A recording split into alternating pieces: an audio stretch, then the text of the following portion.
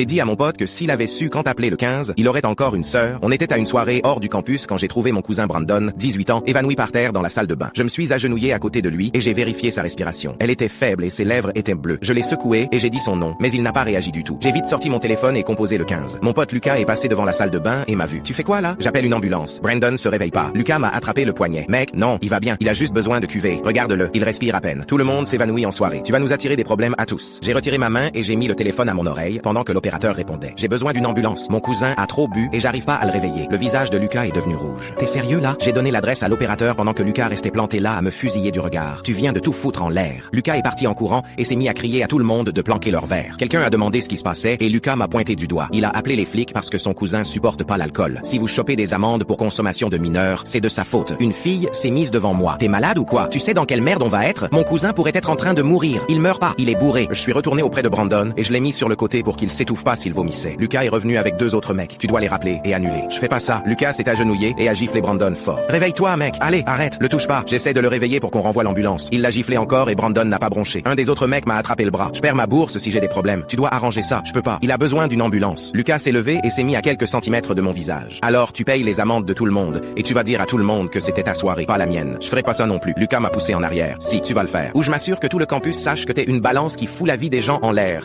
Tu auras 0 pote d'ici la semaine prochaine. J'ai enfin entendu l'ambulance arriver. Alors j'ai bousculé Lucas et je suis sorti pour les accueillir. J'ai conduit les ambulanciers jusqu'à Brandon et ils ont immédiatement commencé à vérifier ses constantes. L'un d'eux m'a regardé. Il a arrêté de répondre quand je l'ai trouvé il y a peut-être 5 minutes. L'ambulancier a vérifié les pupilles de Brandon. Son taux d'alcoolémie est dangereusement élevé. Vous avez bien fait d'appeler. Lucas était dans l'embrasure de la porte. Donc il va aller bien quand même, non? Un des ambulanciers a secoué la tête. S'il était resté seul, il aurait pu arrêter de respirer ou s'étouffer avec son vomi et mourir. C'est grave. Lucas a ri. Allez, les gens s'évanouissent en soirée tout le temps et ils vont bien le matin. L'ambulancier l'a regardé et certains meurent dans leur sommeil. Ce jeune homme a besoin de soins médicaux immédiats. Ils ont chargé Brandon sur une civière. Lucas les a suivis en tenant son téléphone. Vous pouvez juste dire aux flics que c'était un appel médical, qu'il n'y avait pas de soirée. Les ambulanciers l'ont ignoré. J'ai accompagné Brandon à l'hôpital. Lucas et plusieurs personnes de la soirée sont arrivés environ 1 heure plus tard. Le docteur est sorti. Il va s'en sortir, mais il a une intoxication alcoolique sévère. 1 heure de plus et on aurait une conversation très différente. Lucas s'est approché. Tu vois, il va bien. Toutes ces paniques pour rien. On m'a fermé ma soirée et 3 personnes ont eu des amendes parce que t'as pas pu te détendre. Je l'ai fixé. Le docteur vient de dire qu'il aurait pu mourir, mais il est pas mort. Donc tu as juste surréagi et tu as bousillé la vie de tout le monde pour rien. Une fille de la soirée a parlé. J'ai eu une amende et mes parents me prennent ma voiture. Tu dois payer mon amende. Lucas a hoché la tête. Ouais, tu nous dois ça à tous. Mon cousin a failli mourir. Ton cousin s'est trop bourré la gueule à sa première soirée. Tu gères ça discrètement. Tu appelles pas les flics et tu bousilles pas la vie de tout le monde. Quelque chose a craqué en moi. Tu sais quoi, Lucas? Au moins, moi, j'ai appelé le 15 avant qu'il soit trop tard. Ta sœur a pas eu cette chance. La pièce est devenue complètement silencieuse. Le visage de Lucas est devenu blanc, mais j'ai continué. Julie est morte parce que toi et tes potes l'avez laissée sur le canapé pour cuver et vous l'avez retrouvée morte le matin. Lucas s'est retourné et est parti sans dire un mot. Brandon est sorti le lendemain et m'a dit que je lui avais sauvé la